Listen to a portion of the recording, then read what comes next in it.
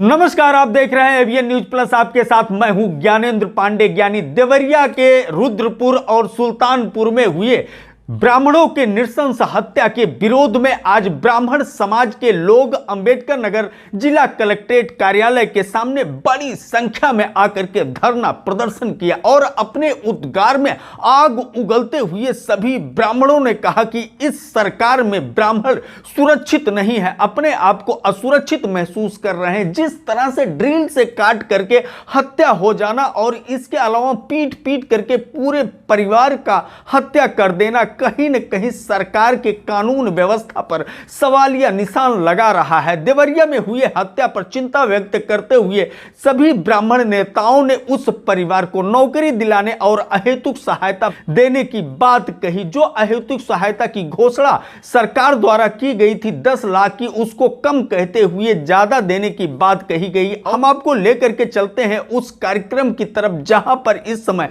धरना प्रदर्शन करते हुए ब्राह्मण नेता अपना विचार व्यक्त कर रहे हैं, आक्रोश व्यक्त कर रहे हैं। क्या कुछ कहते हैं पंडित हरिओम तिवारी। अभी कुछ दिन पहले सुल्तानपुर में ड्रिल मशीन से छेद कर डॉक्टर घनश्याम तिवारी की हत्या हुई।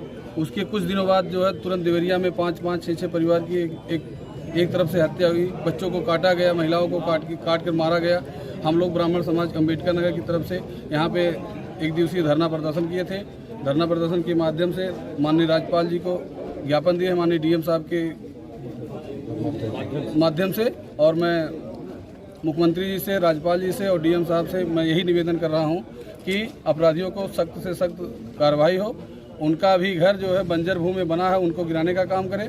और जो पीड़ित परिवार को मुआवजा दिया गया है 10 लाख रुपए, ये बहुत ही धनराशि बहुत ही कम है और उन्होंने शायद वापस भी कर दिया है। और मुआवजा बढ़ाने के लिए भी हम लोग मांग किए हैं, परिवार में एक नौकरी के लिए मांग की है। और अगर ये सब मांगे पूरी नहीं होती है तो फिर हम लोग पुनः आंदोलन करेंगे।